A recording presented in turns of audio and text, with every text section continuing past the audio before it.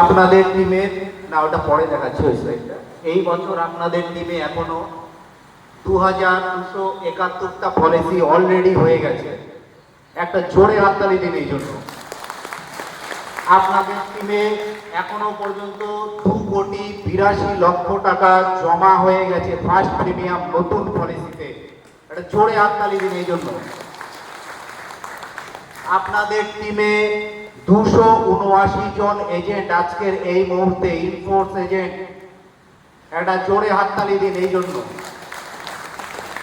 এখন এই টিমে যারা লিড করছে টপ এজেন্ট, সেই টপ 3 হচ্ছে এই 3 জন। দেখে নিন কারা এই টপ। আপনাদের মধ্যেই বসে আছে তারা, আপনাদের মধ্য থেকে আলাদা। ফার্স্ট শফিউল হোসেন, দ্বিতীয় আদিত্য বর্মন, তৃতীয় আমিনুর মিয়া।